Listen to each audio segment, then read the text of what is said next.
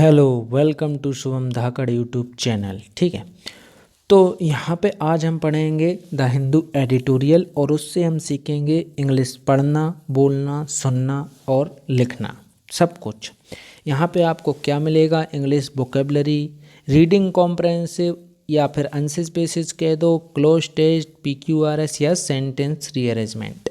ये आपके यहाँ पे इतने मजबूत हो जाएंगे इस वीडियो को देखने के बाद। इस एक वीडियो को देखने के बाद नहीं, मतलब मेरी ये जो वीडियो बन रही हैं, इन वीडियो को अगर आप 30 डे तक भी फॉलो करते हैं, सिर्फ और सिर्फ 30 डेज, आपका रीडिंग कॉम्प्रहेंसिव, चाहे बैंक का हो, चाहे आप PO का, बैंक PO का, चाहे कैट का हो, चाहे SSC का हो, रीडिंग कॉम्प्रहेंसिव के धुरंधर हो जाओगे आप। चाहे मैं कह रहा हूँ कोई भी क्वेश्चन गलत हो जाए आपसे, रीडिंग कॉम्प्रहेंसिव का क्वेश्चन गलत नहीं होगा, या आंसर बेसिस का। दूसरा, आपका क्लोज टेस्ट में जो आप सबसे ज़्यादा बच्चे स्ट्रगल करते हैं, क्लोज टेस्ट नहीं बनता, क्लोज टेस्ट के आप मास्टर हो जाओगे अगर 30 डे के तक कम से कम फॉलो करते हो तो।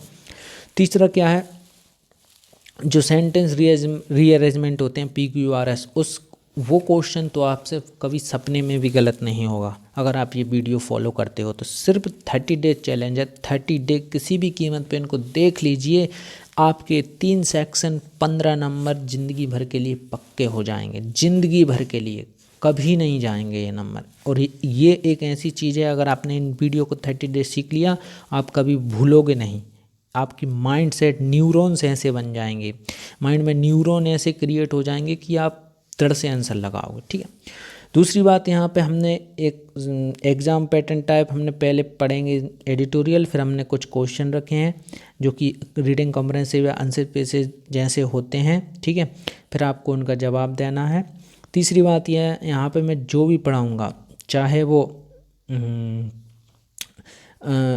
एक एक शब्द को मैं समझाऊंगा आपको डेली लाइफ में इस्तेमाल करके कि डेली लाइफ में क्या बोलते हैं और कैसा क्या होता है। ठीक है, तो बिना किसी देरी के चलिए शुरू करते हैं। तो a brief respite, brief respite मतलब, एक ब्रीफ मतलब होता है संक्षिप्त, ठीक है, कुछ देर का।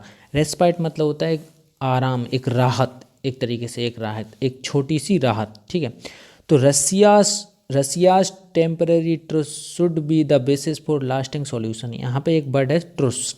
इस TRUCE का मतलब क्या होता है? देखिए, जब दोस्तों दो देश होते हैं, ठीक है, वो आपस में लड़ते हैं, तो अगर ये दो देश आपस में लड़ रहे हैं, ठीक है, तो ये दो देश आपस में जब लड़ते हैं, तो अब लड़ते लड़ते यार इंसान कोई भी हो, चाहे लड़की लड़का हो, चाहे कोई भी हो, आपस में लड़ते लड़ते कभी तो थकोगे, कभी तो आएगा वो दिन जब तुम दोनों थकोगे। देखिए, या तो होता है कि कोई एक जीत जाए, कोई एक हार जाए, तो फिर वो युद्ध खत्म हो जाए, लेकिन दोनों ही अड़े हैं तो कभी तो थकोगे। तो जब दो लड़ाई हो या झगड़ा हो या युद्ध हो, जब दो देश लड़ रहे हों और फिर वो कुछ देर के लिए युद्ध को रोक दें, कि मतलब हम बंद नहीं कर रहे, हम लड़ेंगे, लेकिन चलो रुक जाओ, 10 मिनट रुक जाओ, 10 मिनट बाद लड़ेंगे, समझ रहे हो? ठीक है, जैसे पति पत्नी होते हैं, कभी कहीं फंक्शन में जाते हैं, कोई बात पति बोल देता है तो पत्नी गुस्सा आ जाता है, वो कहती है रुक जाओ तुम, घर चलो फिर बताऊंगी। तो उसी तरीके से मतलब फिर वो छोटा सा ब्रेक वहाँ पे तो ले लिया, लेकिन मतलब युद्ध होगा घर पे पहुँच के। तो उसी तरीके से ट्रुस है कि अभी तो ब्रेक ले लो। तो रसिया और यूक्रेन के बीच में एक ब्रेक हुआ 36 घंटे का, कि 36 घंटे तक भाई सीज फायर रहेगी, कोई लड़ाई नहीं होगी, कोई गोली बारूद नहीं चलेगी, जहाँ है वहीं रहेंगे। 36 घंटे बाद फिर युद्ध शुरू करते हैं। ठीक है, और ये किसने किया? ये रसिया के प्रेसिडेंट व्लादिमीर पुतिन ने किया। ठीक है, चलिए, तो इसको क्या माना जा रहा है? ये माना जा रहा है कि भाई ये जो ब्रेक है ना, ये रसिया हार रहा है, मतलब एक तरीके से एडिटोरियल ये कह रहा है कि रसिया की जो हारें हैं ना, उसका ये बहाना है ब्रेक। तो ठीक है, और ब्रेक लिया क्यों गया है? देखिए, क्रिसमस वैसे इंडिया में 24 दिसंबर 25 दिसंबर को मनाया जाता है, लेकिन यहाँ पे कुछ ऑर्थोडॉक्स होते हैं ना, जैसे कोई कोई कभी मनाता है, कोई तो और कोई कोई कभी मनाता है, वैसे ये जो है ना, यूक्रेन और रसिया वाले जो क्रिश्चियन हैं, ये लोग 7 जनवरी को वो मनाते हैं क्रिसमस। ठीक है, तो अब चलिए इस एडिटोरियल को समझते हैं। तो रसियास टेम्परेरी, रसियास, यहाँ पे देखिए रसिया एक कंट्री है, ठीक है, और उसमें हमने एपिस्ट्रोफी एस लगा दिया। तो एपिस्ट्रोफी एस लगाने से नाउन में तो ये अगर किसी नाउन में आप एपिस्ट्रोफी एस लगा देते हो तो वो पजेसिव नाउन बन जाती है। जैसे यहाँ पे शुभम लिखा है, ठीक है, शुभम, तो अगर आप इसमें एपिस्ट्रोफी एस लगा देते हो, शुभमास, शुभमास चैनल या शुभमास वीडियो, ये वीडियो किसकी है, शुभमास की, तो आप शुभम की वीडियो ना कहने की जगह आप कह सकते हो शुभमास वीडियो, ठीक है। तो वैसे यहाँ पे ये जो एपिस्ट्रोफी एस है ये किसके लिए स्टैंड है, ये किसके लिए आया है, ये आया है अपना रसिया की पोजीशन दर्शाने के लिए इन चीज़ों पे, कि रसिया, आप इसको पढ़ सकते हो रसिया की या रसिया का, ठीक है। टेम्परेरी, अब टेम्परेरी होता है एक अस्थायी क्षण भंगुर, एक तरीके से एफेमरल, मतलब नहीं कहते यार ये तो उसकी तो टेम्परेरी जॉब है, मैं तो सरकारी करूँगा, वही होती है स्थायी, ठीक है। तो टेम्परेरी, और इसका एंटोनिम क्या हो जाएगा, परमानेंट, ठीक है। और सिनोनिम क्या हो जाएंगे, एफेमरल, शॉर्ट, इस तरीके से, ठीक है। और ट्रुस, अब ट्रुस क्या होता है, ट्रुस मैंने समझा ही दिया, ठीक है। ये ब्रेक, युद्ध विराम, should be the basis for, ये आधार हो सकता है किसके लिए, फॉर अ लास्टिंग सॉल्यूशन, एक लंबा सॉल्यूशन, एक अच्छा सॉल्यूशन का, कि मतलब युद्ध रुक जाए। इस छोटा सा ब्रेक ये आधार हो सकता है, मतलब चाहो तो अब आप लोग आगे भी बात कर लो बैठ के, जब इतना 36 घंटे के लिए रोक दिया तो आगे भी बात कर लो, शायद ये युद्ध रुक जाए। तो एडिटोरियल का ये व्यू है। चलिए आगे पढ़ते हैं। रशियन प्रेसिडेंट व्लादिमीर पुतिन, रसिया के प्रेसिडेंट कौन है, व्लादिमीर पुतिन है। अब पुतिनास, देखिए यहाँ पे फिर एपिस्ट्रोफी आया, मतलब पुतिन का, यहाँ पे आप क्या पढ़ोगे, पुतिन का जो डिसीजन है, निर्णय है, टू ऑब्जर्व, लेने का, 36 आवर, एक 36 hour cease fire. Cease fire क्या होती है, जब दोस्तों दो देश लड़ते हैं तो अपन अगर सीज़ फायर अनाउंस हो जाए, तो सीज़ फायर का मतलब होता है फायर को सीज़ कर देना, मतलब जो फायरिंग हो रही थी उनको एक तरीके से सीज कर दिया। समझने के लिए आप ऐसे पढ़ सकते हो कि फायर को सीज कर देना, सीज़ फायर, मतलब युद्ध चल रहा था, सीज़ फायर हो गई, इसका मतलब जहाँ पे जिसकी आर्मी है वहीं पे रुकेगी, जहाँ पे जिसके सैनिक है वहीं पे रुकेगा, कोई आगे नहीं बढ़ेगा, कोई गोली नहीं चलाएगा, कोई बारूद नहीं चलाएगा, यथा स्थिति वैसी की वैसी रहेगी, तो उसे सीज़ फायर कहते हैं, ठीक है। On the front line in Ukraine comes at a time when his troops are struggling, यह कब आई है, जब उसके फ्रंट लाइन मतलब आगे का मोर्चा, ठीक है, नहीं होती लाइनें बनी होती हैं युद्ध में, अपन कहते हैं फ्रंट लाइन पे, फ्रंट मतलब एक तरीके से जो यूक्रेन रसिया के बीच की जो रसिया के जो सामने जो यूक्रेन है, मतलब आगे का जो बाउंड्री वाला एरिया है वहाँ पे, ठीक है। कम्स एट अ टाइम, आई है, अब कम्स किसके लिए आया है, ये सीज़ फायर के लिए आया है, कि सीज़ फायर अनाउंस हुआ है कब, आई है। अब देखिए सीज़ फायर अपने आप में एक सिंगुलर नाउन हैगा, ये देखिए सीज़ फायर अपने आप में एक सिंगुलर नाउन है, तो यहाँ पे फिर उन्होंने ये इसलिए कम्स लिया है, ठीक है। देखिए केम, कम्स होती हैं, तो ये अगर हम किसी वर्ब में एस लगा देते हैं तो वो सिंगुलर बन जाता है, तो कम होता है, कम मतलब है यहाँ पे प्लूरल वर्ब, ठीक है। और अगर हम इसमें एस लगा दिया तो ये सिंगुलर बन गया। तो जब सिंगुलर नाउन हो तो हम सिंगुलर वाली इस्तेमाल करते हैं, जब प्लूरल नाउन हो तो प्लूरल वाली। जैसे कि एग्जाम्पल के लिए, जैसे कि आपकी बंदी आ रही है आपसे मिलने, तो आप क्या कहोगे, सी कम्स माई होम, ठीक है, सी कम्स माई होम, वह मेरे घर आई, ठीक है। और अगर आपके बंदे आ रहे हैं 2-3, तो आप उनसे क्या कहोगे, मतलब आपके दोस्त, तो आप क्या कहोगे, my friends come to my house. तो कम, जब फ्रेंड्स मतलब प्लूरल का इस्तेमाल एक से अधिक का इस्तेमाल हो तो कम, और एक का इस्तेमाल हो तो कम्स, ठीक है, क्लियर। चलिए आगे बढ़ते हैं। अब बात यहाँ से शुरू हुई कि कम्स एट अ टाइम, कब, उस समय पे, एट अ टाइम मतलब उस समय पे, बहन जब, हिज ट्रूप्स क्या होता है, जैसे कि देखिए आपका चाबी का जो गुच्छा होता है उसे आप क्या कहते हो, बंच ऑफ कीज, ठीक है, बंच, चाबी के गुच्छे को अगर आप कलेक्टिव नाउन, देखिए नाउन होती है ना, proper noun, common noun, collective noun, ठीक है, ये सब नाउन होती हैं, ठीक है, एब्स्ट्रैक्ट नाउन होती हैं। तो वैसे ही जो कलेक्टिव नाउन होती हैं, कलेक्टिव मतलब एक तरीके से हम किन्हीं चीज़ों के समूह को क्या बोलते हैं, तो जैसे आप अपने ग्रुप बोलते हो अपने दोस्तों को, ठीक है, वैसे ही जैसे कमेटी बोलते हैं कुछ लोगों के समूह को, ठीक है, जैसे कि जजों के समूह को जूरी बोलते हैं। तो वैसे ही यहाँ पे जो सैनिकों का जो गुच्छा होता है, सैनिकों का जो ट्रुप होता है, मतलब ये जहाँ पे ये सैनिक ही सैनिक बैठे हैं, सैनिक ही सैनिक हैं, तो ये अपने आप में ये दल को, ये ग्रुप को हम क्या कहते हैं, ट्रुप्स कहते हैं। ग्रुप को हम क्या कह सकते हैं, ट्रुप्स, सैनिकों, ठीक है, सैनिक, ये सैनिक हो गए, ये बिंदी बिंदी ये सैनिक हैं सब, तो ये ट्रुप्स है, ये क्या, इसे कहते हैं हम ट्रुप्स, ठीक है। चलिए ठीक है, आगे बढ़ते हैं। एक तरीके से सोल्जर्स, कुछ ज़्यादा सोल्जर, ठीक है। ट्रुप्स आर स्ट्रगलिंग, अब यहाँ पे आर क्यों आया, देखिए इज, एम, आर, ये बी वर्ब होती हैं, ठीक है। इज, एम, आर, ये बी वर्ब हो, बी की फॉर्म होती हैं। तो इज, एम, आर, देखिए ये सही से नहीं लिखा रहा यार, थोड़ा क्या मैं फिंगर से लिख रहा हूँ, तो इज, एम, आर इसलिए लिखा था नहीं, ठीक है, इज, एम। तो देखिए इज कब लगाते हैं हम, जब सिंगुलर नाउन हो। आर कब लगाते हैं हम, जब प्लूरल नाउन हो। तो यहाँ पे देखिए ट्रुप्स, ये ट्रुप्स क्या है, आप कहोगे कि ये ट्रुप्स तो भाई प्लूरल है क्योंकि इसमें एस लगा है, तो मैं कहूँगा इसलिए फिर यहाँ पे क्या आएगा, आर आएगा, ना कि इज। इज कब आता है, जहाँ ट्रुप अकेली अकेली होती, ठीक है। तो समझ गए आर क्यों आया, are stand for plural noun, ठीक है। स्ट्रगलिंग, यहाँ पे जिरंड है। स्ट्रगलिंग टू किसके लिए स्ट्रगल कर रहे हैं, to cope with a series, cope with a series of battlefield, मतलब कोप मतलब एक तरीके से हो सकता है झेलना, ठीक है, कोप करना एक तरीके से, ठीक है, टॉलरेट करना एक तरीके से आप ये समझ सकते हो, ठीक है। तो कोप विथ अ सीरीज, किसके साथ, अ सीरीज ऑफ बैटलफील्ड। देखिए मैंने आपको बताया था कि आप बंच ऑफ कीज की के गुच्छे के लिए बंच कह सकते हो, में से सोल्जर के गुच्छे के लिए आप ट्रुप्स कह सकते हो, में से बैटलफील्ड का आप जो सेटबैक्स हैं इनके लिए आप क्या कहोगे, कलेक्टिव में सीरीज। तो सीरीज किसके लिए आई है, जो युद्ध मैदान बैटलफील्ड की जो हारे हैं उनको एक साथ आप क्या कहोगे, जे थोड़ी कहोगे ग्रुप ऑफ बैटलफील्ड सेटबैक हैं, bunch of battlefield setback, committee of battlefield setback, क्या कहोगे, सीरीज ऑफ बैटलफील्ड सेटबैक्स। तो ये कलेक्टिव नाउन है किसके लिए, बैटलफील्ड सेटबैक्स के लिए। सेटबैक्स यहाँ पे आती हैं हार के लिए, जब दो युद्ध अपने बीच में लड़ाई हो रही हो तो अपन हारते जाओ, उसे सेटबैक्स कहते हैं।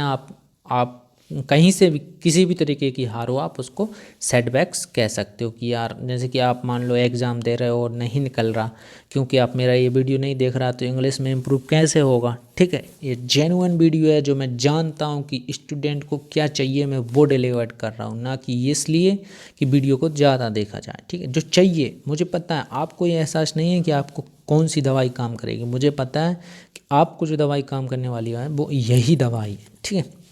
सेटबैक्स एंड माउंटिंग तो आप उनको कह सकते हो सेटबैक्स, ठीक है। एंड माउंटिंग कैजुअलिटीज़ होता है एक तरीके से, आप जो मौतें हो जाती हैं किसी दुर्घटना में, मौतें हो जाती हैं, लोग मर जाते हैं, उसे हम कैजुअलिटीज़ कहते हैं। जो मरे हुए लोग हैं उन्हें हम क्या कह सकते हैं, कैजुअलिटी, ठीक है। The Kremlin's version is that it ordered the cease fire, ठीक है। तो कर्मलिन का जो वर्जन आया है वो क्या है कि भाई संस्करण एक तरीके से, इज दैट इट अब देखिए इज क्यों आया, वर्ब है, क्यों आया, कर्मलिन्स वर्जन के लिए। अब यहाँ पे सिंगुलर है, ये मत कहने लगना ये एस लगाया तो भाई ये पोजीशन के लिए दर्शा रहा है, ना कि ये वर्ब है, ठीक है। तो वर्जन क्या है यहाँ पे, सिंगुलर है, तो इसलिए इज आया, ठीक है। तो Kremlin version is that it ordered the cease fire, it ordered the cease fire, इसने ऑर्डर दिया है किसको, द सीज फायर को, सीज फायर का। तो सीज फायर मैंने आपको बता ही दिया क्या होता है, फ्रॉम फ्राइडे नून, कब से कब तक, शुक्रवार की नून से, दोपहर से, नून मतलब होता है दोपहर, टिल सैटरडे मिडनाइट, कब तक, कब से कब तक, शनिवार की रात के 12 बजे तक। तो यहाँ पे टिल का मतलब होता है कब तक, कब से कब तक, ठीक है। फ्रॉम मतलब कब से शुरू हुआ, और टिल मतलब कब तक, ठीक है। नहीं कहते till 8 AM, till 8 AM, till 10 PM, तो मतलब 10 बजे तक, 9 बजे तक, ठीक है। तो इसलिए टिल उसके लिए आता है, ठीक है। चलिए Saturday midnight as orthodox, orthodox मतलब होता है रूढ़िवादी, जैसे आप कहो आई एम ऑर्थोडॉक्स हिंदू, ठीक है। तो इसका मतलब है आप एक कट्टर हिंदू, एक तरीके से आप कह सकते हो रूढ़िवादी हिंदू। कोई कहे आई एम ऑर्थोडॉक्स क्रिश्चियन, तो मतलब वो एक रूढ़िवादी क्रिश्चियन, मतलब एक तरीके से कह सकते हैं जन्मजात, एक तरीके से खानदानी, ठीक है। तो ऑर्थोडॉक्स क्रिश्चियन, ऑर्थोडॉक्स मतलब आप इसका एक्चेक्ट मतलब होता है रूढ़िवादी, जो मतलब बहुत लंबे समय से चला आ रहा हो, ठीक है। जैसे कि उसे हम ऑर्थोडॉक्स कहते हैं, ठीक है। ऑर्थोडॉक्स क्रिश्चियन, तो ये जो रूढ़िवादी ईसाई हैं इन बोथ कंट्रीज़, दोनों देशों में। अब देखिए दोनों ही देश जो है ना ईसाई कंट्री हैं, चाहे वो यूक्रेन हो चाहे रसिया, दोनों में ईसाई ज़्यादा हैं, ठीक है। इन बोथ कंट्रीज़, अब यहाँ पे ये कंट्री में एस लगा दिया तो ये प्लूरल हो गया, और दो देश हैं रसिया और यूक्रेन, इसलिए हमने यहाँ पे कंट्रीज़ लिखा है, ठीक है। Countries celebrate Christmas on January. अब देखिए यहाँ पे ये वर्ब है, सेलिब्रेट मतलब इन्जॉय करना, एक तरीके से मनाना। आप नहीं कह सकते यार फंक्शन सेलिब्रेट करा मैंने, पार्टी सेलिब्रेट की, तो एक तरीके से मनाना, ठीक है, इन्जॉय करना एक तरीके से, ठीक है। तो बोथ कंट्रीज सेलिब्रेट क्रिसमस। अब देखिए यहाँ पे अगर कंट्री अकेली होता तो यहाँ पे ये सेलिब्रेट्स हो जाता, एस और लग जाता, सेलिब्रेट्स एस और लग जाता, तो ये सिंगुलर बन जाती। देखिए जब नाउन में जैसे बॉय लिखा है, ठीक है, बॉय लिखा है, तो अगर ना बॉय नाउन है तो नाउन में हम एस लगा दें तो वो प्लूरल बन जाता है, बॉयस हो गई, ठीक है।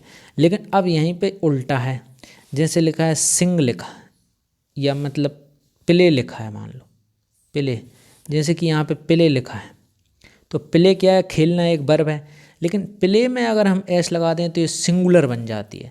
तो अगर हम वर्ब में एस लगा दें, देखिए अगर वर्ब में V4 वर्ब, ठीक है, अगर हम वर्ब में एस लगा दें तो वो सिंगुलर बन जाती है, ठीक है। लेकिन वहीं पे अगर हम नाउन में एस लगा दें तो वो प्लूरल बन जाती है। समझ गए? गुड, आपका 1 नंबर पक्का है अगर आपने इतनी बात समझ ली तो। देख लेना आप जब इंग्लिश सीखोगे तो आपको पता चलेगा कि मैं कितनी काम की बात बता रहा हूँ, ठीक है। चलिए आगे, कब कंट्री सेलिब्रेट मनाया क्रिसमस ऑन जनवरी 7 जनवरी को, जो निकल गई है, ठीक है। यूक्रेन हैज क्वेश्चनड, यूक्रेन ने यहाँ पे क्वेश्चन किया है किससे, रसिया से। रसिया की जो सिंसियरिटी है, जो मतलब लीगलिटी आप कह सकते हो या लेजिटमेसी कह सकते हो, कि भाई कोई इंसान कितना सिंसियर है, उसके जवाबदेही मतलब कितना गंभीर है उस चीज़ के लिए, ठीक है।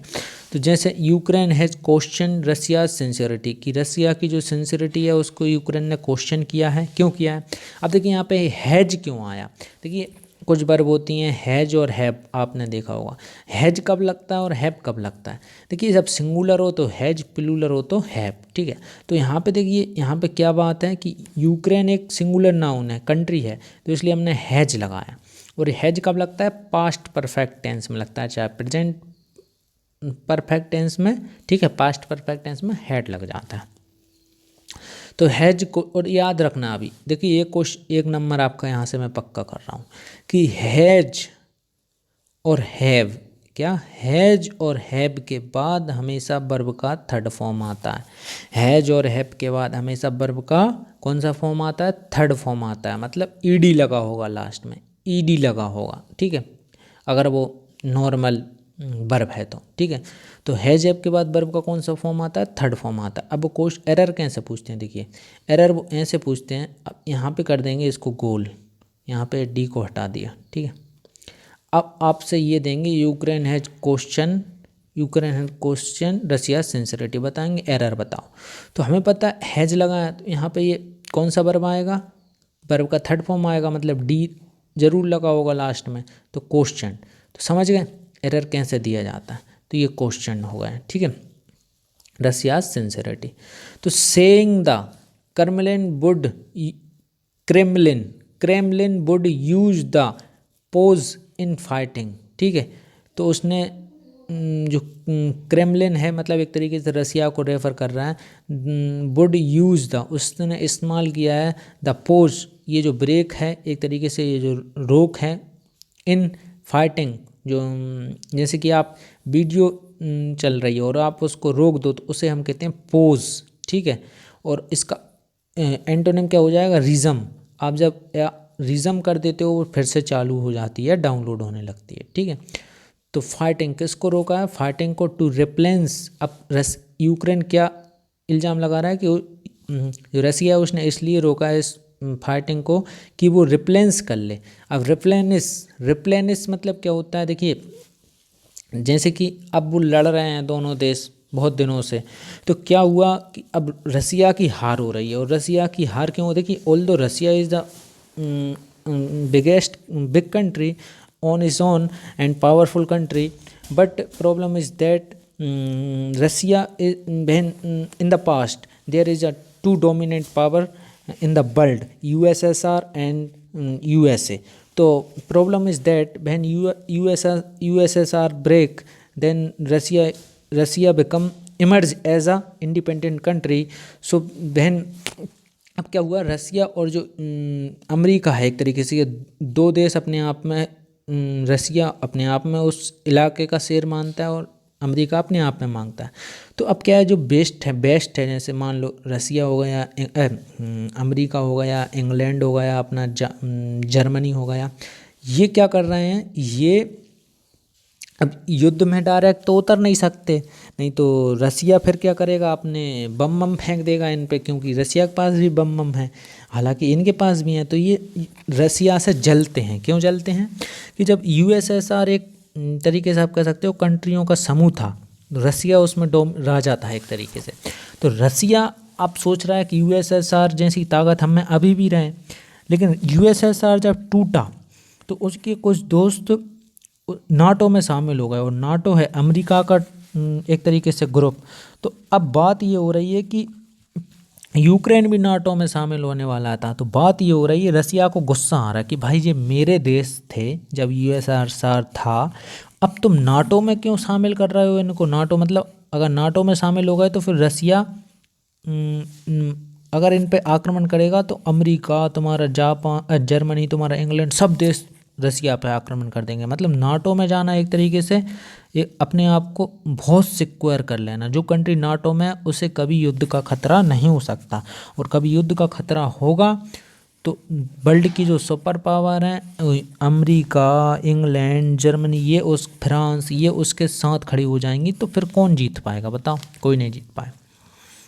तो इसलिए अब ये नाटो में शामिल हो रहा है, तो ये यूक्रेन भी नाटो में शामिल होना चाहता था, इसलिए पुतिन को गुस्सा आया, उसने आक्रमण शुरू कर दिया था। ठीक है, तो रिप्लेनिस, अब रिप्लेनिस मतलब होता है जब युद्ध लड़ते लड़ते कोई सैनिक होते हैं तो उनके पास देखिए गोला बारूद होती है, खाने का सामान होता है, एक तरीके से बंदूकों में गोलियां, बम, तोपें, ठीक है, मिसाइल, तो वो एक तरीके से ख़त्म होंगी, तो फिर उनको भर देंगे हम। मतलब ये ब्रेक में रसिया, यूक्रेन क्या इल्ज़ाम लगा रहा है रसिया पे कि ये ब्रेक में रसिया चाल चल रहा है, ब्रेक नहीं, रसिया चाल चल रहा है कि वो हमें ब्रेक का उल्लू बना के अपने सैनिकों को रिप्लेनिश करेगा। मतलब बंदूक भेज देगा, गोली बारूद भेज देगा डबल से, और मिसाइल मतलब उनको एक तरीके से तैयार कर देगा, एक तरीके से कोई चीज़ भर देना वापस से, उसे हम क्या कहेंगे, replenish.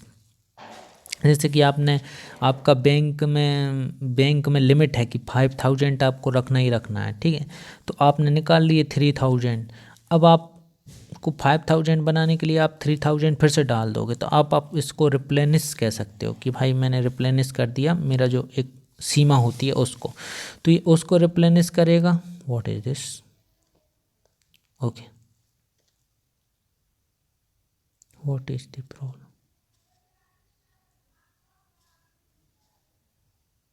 What happened? I don't know.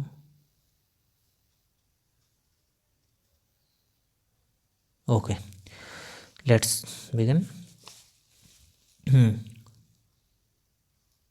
Where we have? हम कहाँ पे थे?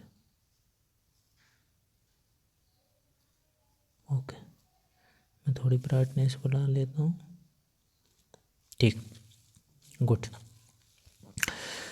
हाँ, तो कहाँ पे थे? रिप्लेनिश।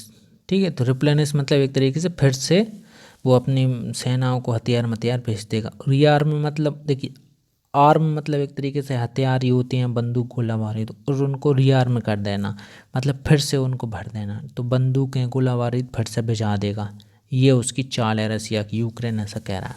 किसको? इट्स फोर्सेस मतलब सैनिकों को। एंड मूव मोर सोल्जर्स, और और ज़्यादा सोल्जर को भेज देगा। कहाँ पे? To the line of contact, जहाँ पे युद्ध की जो लाइन है, जहाँ पे युद्ध हो रहा है, वहाँ पे ये वहाँ पे ये मोर सैनिक ज़्यादा और सैनिकों को भेज देगा, क्योंकि रसिया कमज़ोर पड़ रहा है। ठीक है, तो चलिए येट होता है मतलब अभी तक।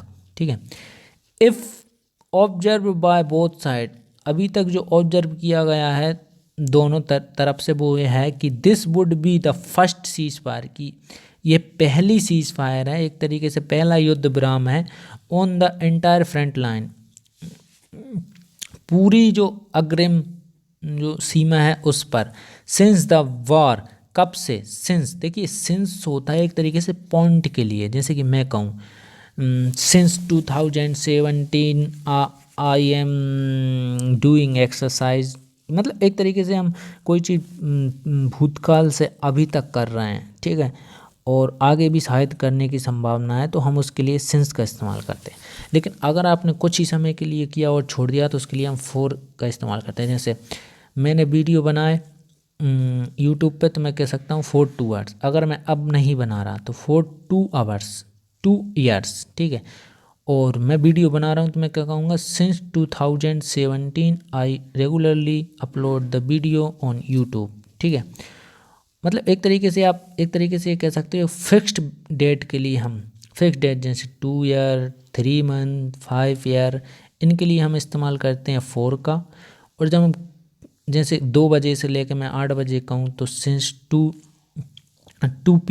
PM since 2 PM I am waiting for you, मैं 2 बजे से तुम्हारा इंतज़ार कर रहा हूँ। ठीक है, और अगर आपने सिर्फ 2 घंटे ही किया तो आप ऐसा कह सकते हो I have waiting for you for 2 hours, मैंने 2 घंटे के लिए तुम्हारा इंतज़ार किया था।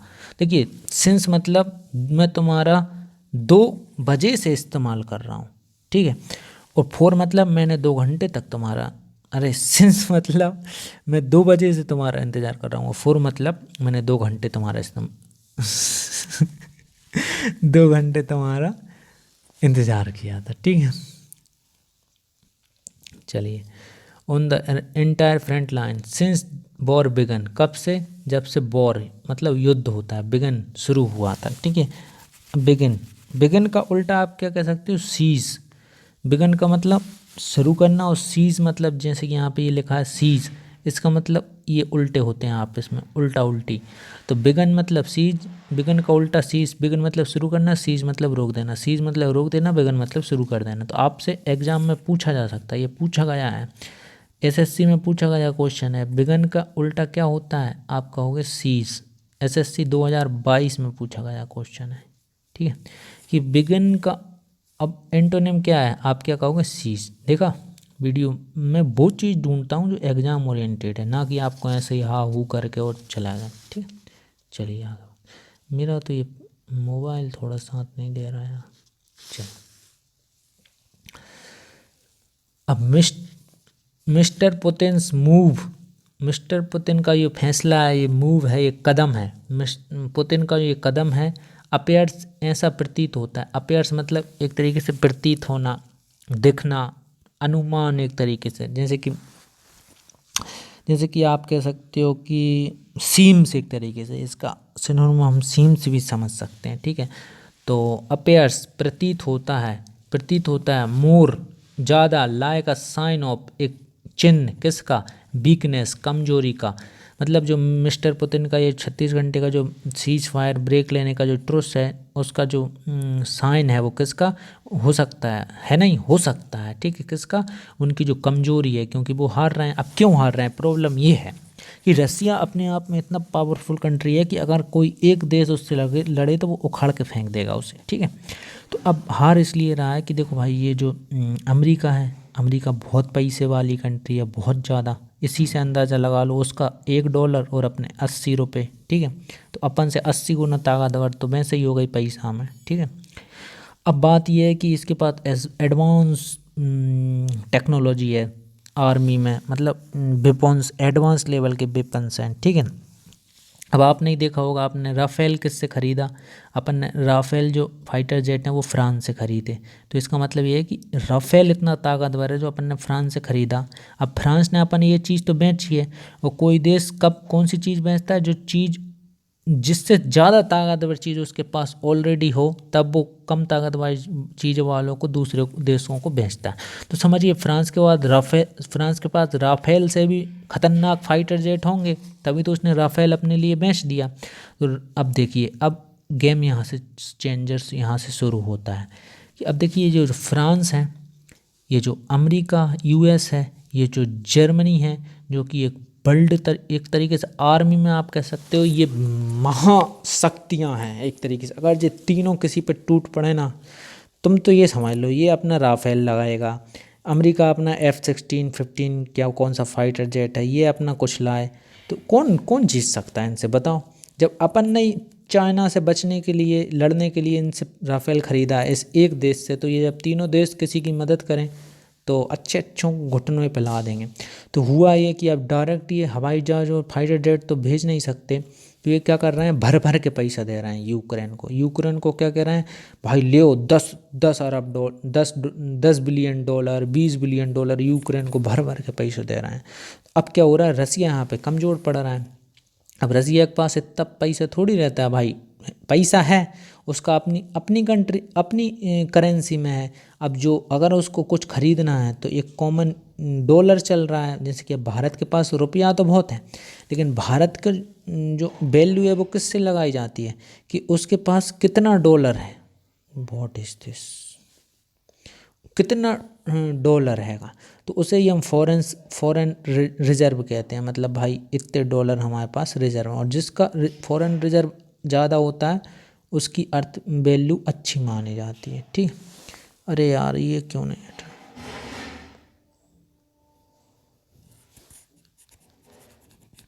एक मिनट रुकना, ये हट नहीं रहा, मैं हटा। चलिए, then any serious push for peace, तो ये एक वीकनेस का संकेत है, ना कि एक सीरियस मतलब एक गंभीर पहल है शांति के लिए। पीस मतलब होता है शांति, काल्मनेस, ठीक है। पीस नहीं कहते, मतलब कोई मर जाता है तो अपन क्या लिखते हैं, कोई मर जाता है तो आपने देखा वो ट्रेंड चलता है, स्टेटस पर लिखते हैं और लिख देते हैं RIP, कोई मर गया RIP, आपने ज़रूर देखा हो। वैसे ये लिखना नहीं चाहिए, आपको लिखना चाहिए ओम शांति, ठीक है, या भगवान इनकी आत्मा को शांति दें, ये लिखना चाहिए, ठीक है। अब ये रेस्ट इन पीस का फुल फॉर्म क्या होता है? जो RIP लिखते हैं, जो ग्रेवयार्ड होते हैं, जो ग्रेव होती हैं, मतलब ग्रेवयार्ड मतलब कब्रिस्तान, ग्रेव मतलब जो कब्र होती है, उस पर क्या RIP एक पत्थर गड़ा देते हैं ऐसा इस टाइप का, और उस पर लिख देते हैं RIP, ठीक है, और नाम लिख देते हैं। तो ये RIP मतलब होता है rest in peace, rest in peace, आराम करो शांति में, ठीक है, पीस में। तो रेस्ट इन पीस, और फिर भगवान आएंगे तुम्हें ले जाएंगे जब तक तुम रेस्ट इन पीस रहो, ठीक है। तो इसलिए उन भूत मूत गदर ना करें, इसलिए गड़ाने के बाद लिख देते हैं RIP रेस्ट इन पीस। तो वो पीस है, वो यही पीस है, ठीक है, वो पीस है, वो यही पीस है आपका RIP रेस्ट इन पीस, शांति, ठीक है। चलिए, ऑन न्यू ईयर डे, किस पे? New year day. अब देखिए बात ये आ रही है कि न्यू ईयर के दिन रसिया लॉस्ट, रसिया ने हार दिए हैं। देखिए लॉस्ट एक नाउन हैगा, ठीक है, और अगर आप वर्ब की बात करो तो आप लूज़ कह सकते हो, लूज़ मतलब ढीला हो जाना, और लॉस्ट मतलब खो देना। आई लॉस्ट माई फ़ोन, मैंने अपना फ़ोन खो दिया, इस तरीके से। लॉस्ट एट लीस्ट, कम से कम 89 सोल्जर। तो रसिया ने खो दिए कितने? न्यू ईयर के दिन एक तरीके से 1 जनवरी को कितने? 89 सोल्जर, सोल्जर मतलब सैनिकों को। कैसे खो दिया? अब सोचो, रसिया ने कितने सैनिकों को खो दिया? 89। बहन यूक्रेन का, बहन यूक्रेन टारगेटेड, यूक्रेन ने जब टारगेट किया किसको? द ईस्टर्न सिटी, जो पूर्वी सिटी थी, पूर्वी शहर था, कौन सा? माकीव का वेयर मकिव का ये शहर का नाम है, ठीक है, याद रखें। वेयर हंड्रेड्स ऑफ, जहाँ हंड्रेड्स ऑफ सैकड़ों जो सैनिक थे, बर टेम्परेरीली स्टेशन, स्टेशन मतलब उपस्थित थे एक तरीके से, वहाँ पे कमांडेड थे, वहाँ पे थे एक तरीके से। तो हंड्रेड्स ऑफ ट्रूप मतलब हजारों जो ट्रूप्स थे, बर, अब बर किसके लिए आया, यहाँ पे ट्रूप्स है इसलिए बर आ गया। टेम्परेरीली एडवर्ब है मतलब अस्थायी स्टेशन थे, रुके हुए थे, ठीक है। तो अब क्या हुआ कि जो यूक्रेन में घुस गया रसिया, तो उसका जो मार्कीवा का शहर हैगा वहाँ पे इसके सैनिक रुके हुए थे, कब्जा किए हुए थे। तो 1 जनवरी को यूक्रेन ने उन पर आक्रमण कर दिया और 89 रसिया के सैनिक को मार डाला, ठीक है, मर गए, शहीद हो गए एक तरीके से। मैट्री शहीद को शायद मतलब एग्जैक्टली मार्टिर बोलते हैं, जो युद्ध में लड़ते हुए शरीर हो जाते हैं, MARTYR, ठीक है, एक तरीके से ऐसा। चलिए आगे बढ़ते हैं। इन बखमुत, बखमत भी एक शहर का नाम हैगा, जैसे विदिशा भोपाल में से वखमत यूक्रेन के शहर का नाम है।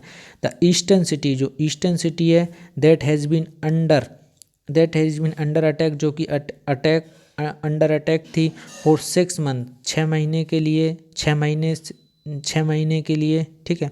एक देखिए यहाँ पे 4 क्यों आया, देखिए मैंने आपको बताया था अगर वो कहता कि 6 महीने से थी तो सेंस लगता, और 6 महीने से थी मतलब 6 महीने तक रही तो एक तरीके से 4 लगा। तो अटैक फॉर 6 मंथ, 6 महीने के लिए। यूक्रेन ने कहा इट्स ट्रूप, कि उसकी जो शहर हैं, इस troops pushed back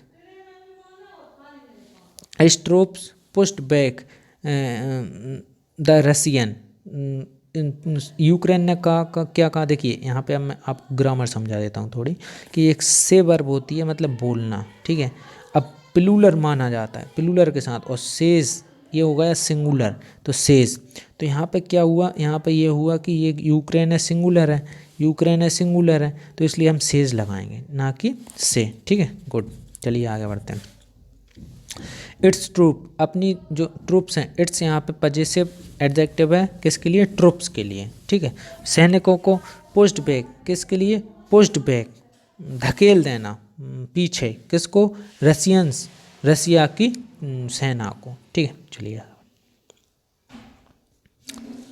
Russia which made some territorial gain, Russia ने जो हासिल किए थे, जो बनाए थे, सम टेरिटोरियल गेन्स मतलब जो क्षेत्रीय गेंस, मतलब कुछ टेरिटरी उसने जीती थी, कुछ क्षेत्र उसने जीता था, कुछ शहर, तो वो territorial gains in the early phase, शुरुआती दौर में, ठीक है, ऑफ द वॉर, युद्ध के शुरुआती दौर में, हैज़ बीन स्ट्रगलिंग, अब वो स्ट्रगल कर रही है, संघर्ष कर रही है, टू बिल्ड बैटलफील्ड, युद्ध के मैदान को बनाने के लिए, मोमेंटम, अब बैटलफील्ड मोमेंटम मतलब एक तरीके से आप बोल सकते हो कोई चीज़ स्लो चल रही है, ऐसे मरे ऐसे, और अगर आप उसको मोमेंटम दे देते हो तो वो फिर ऐसे यूं जाती है रफ्तार से, ठीक है। तो वैसे ही अगर आप ये इसका स्लो चल रहा है तो ये सोच रहा है मैं मोमेंटम दे दूं, मतलब कोई चीज़ रुकी हुई, जैसे साइकिल को आपने एक घाटी पे लेगा, ये घाटी है, ठीक है, यहाँ पे ये साइकिल है, ठीक है, तो आप इसको थोड़ा ही धड़काओगे तो इसे मोमेंटम मिल जाएगा और ये धड़ ऐसी चली जाएगी, ठीक है। तो मोमेंटम इसे ही कहते हैं, ठीक है। एवर सिंस, कब से, Ukraine armed and bankrolled by the collective West. अब देखिए मैंने आपको बताया था कि बेस्ट की एक तरीके से इकट्ठा सबरे बेस्ट, चाहे फ्रांस हो, अमेरिका हो, आपका जर्मनी हो, ये सब मिलकर क्या कर रहे हैं, यूक्रेन की सहायता कर रहे हैं। और वो बता रहा है कैसी, देखिए आर्म, एक तो ये गोला बारूद भेज रहे हैं, तोपें भेज रहे हैं, बताएंगे अभी कौन सी तोप भेजी है हाल ही में, ये चीज़ें भेज रहे हैं। और दूसरा बैंक रोल्ड, ये अच्छा शब्द है, इसको याद रखना। बैंक रोल्ड मतलब होता है, देखिए किसी को आप फाइनेंशियल हेल्प दे रहे हो, मतलब जैसे कि आप पढ़ाई कर रहे हो, आपको कोई पैसा दे रहा है उस काम को करने के लिए, आपकी लाइफ को जीने के लिए, तो आप किससे फाइनेंशियल हेल्प मिल रही है, वही हमारा बैंक रोल्ड होता है। तो जो क्या कर रहे हैं, ये जो फ्रांस, अमेरिका और जर्मनी है, ये फाइनेंशियल हेल्प कर रहे हैं किसकी, पैसे से यूक्रेन की, तो इसे bank rolled bye the collective best. Collective क्यों इस्तेमाल हुआ? फ्रांस, अमेरिका, जर्मनी, तीनों चारों को हम कलेक्टिव कह सकते हैं, ठीक है, collective best.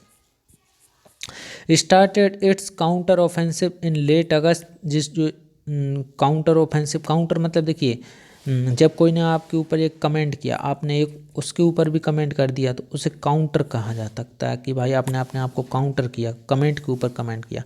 In offensive in late अगस्त, जो आखिरी अगस्त का महीना था, उसमें यूक्रेन रिकैप्चर, यूक्रेन ने रिकैप्चर किया है। देखिए कैप्चर मतलब अपने उसमें होना, और रिकैप्चर मतलब पहले कैप्चर में थी, फिर डबल से चली गई, मतलब फिर डबल से उसे हमने रिकैप्चर कर लिया, ठीक है।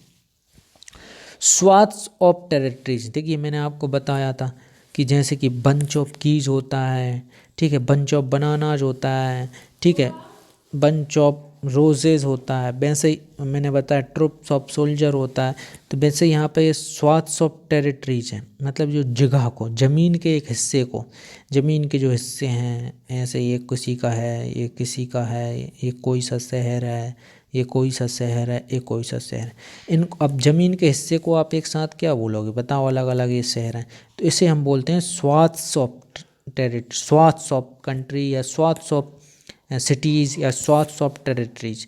तो ये ज़मीन के हिस्से को हम कलेक्टिवली क्या बोलेंगे? स्वाथ्स। याद रखना, बहुत अच्छा शब्द है, आपको पूछा जा सकता है। बन कलेक्टिव नाउन फॉर द मतलब बहुत सारी जगहों के एक ग्रुप को क्या कहते हैं, तो आप कहोगे स्वाथ, IMP शब्द है, इसे ज़रूर याद है, ठीक है। स्वाथ्स ऑफ टेरिटरीज फ्रॉम रसिया, रसिया से, ठीक है। तो उसने क्या किया, यूक्रेन ने वापस जीत ली हैं कई जो टेरिटरीज हैं रसिया से। स्वाथ्स ऑफ ट्रीज इसलिए आया है रसिया से, ठीक है। इंक्लूडिंग, जिसमें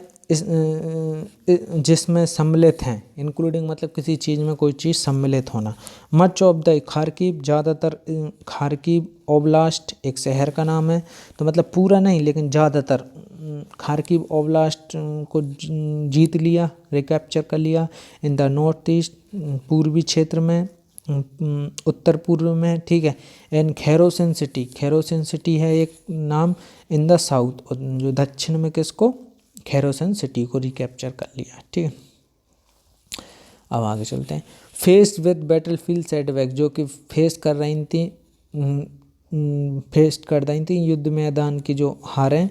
जनरल सर्गी सोरबेकिन, जो जनरल सर्जी सोरबेकिन है, वो कौन है?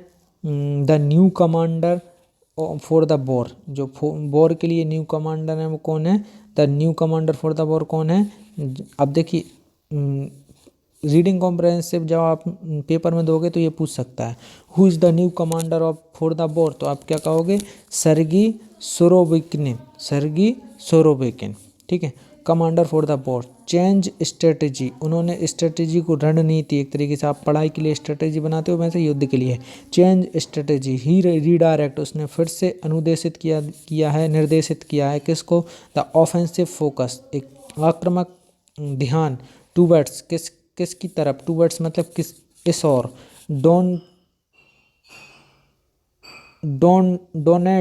डोनेट्स एक शहर का नाम है, ठीक है। स्टार्टेड बिल्डिंग, और उसने शुरू किया है बनाना। स्ट्रोंगर, एक मजबूत डिफेंस लाइंस, एक मजबूत प्रतिरोधक सीमा। Across the vast front line, across the vast front line, ठीक है। चलिए आगे। एंड लॉन्च्ड, और इसने लॉन्च किया है हैवी बॉम्बार्डमेंट, एक भारी बमबारी कैंपेन, भारी बमबारी कैंपेन, ठीक है। अब कैंपेन क्या होता है? जैसे नहीं कहते यार कैंप लगा है, ठीक है, तो एक तरीके से कैंपेन। टारगेटिंग, देखिए कुछ शब्द को, जरूर नहीं हर एक शब्द का हिंदी मीनिंग ही बताऊंगा आपको, कुछ शब्द को थोड़ा फील किया कीजिए, ठीक है, और वो फीलिंग ही आपको साथ देगी, ठीक है। जो कठिन शब्द होते हैं उसका तो मैं बता ही देता हूँ। टारगेटिंग यूक्रेन्स, जिसने टारगेट किया है किसको? यूक्रेन्स क्रिटिकल एनर्जी, किसको टारगेट किया है? यूक्रेन की क्रिटिकल एक तरीके से महत्वपूर्ण आप कह सकते हो, ठीक है, महत्वपूर्ण क्रिटिकल एनर्जी इंफ्रास्ट्रक्चर। इंफ्रास्ट्रक्चर क्या होते हैं दोस्तों? जैसे फैक्ट्रियाँ हो गई आपकी, ये थोड़ा जो बेसिक फैक्ट्रियाँ, बिल्डिंग, आप एक तरीके से कलेक्टिवली ढांचा, एक तरीके से ऊर्जा ढांचा या एनर्जी इंफ्रास्ट्रक्चर, ठीक है। द ईयर स्ट्राइक्स है पार्शियली डैमेज, जो ईयर स्ट्राइक है पार्शियली डैमेज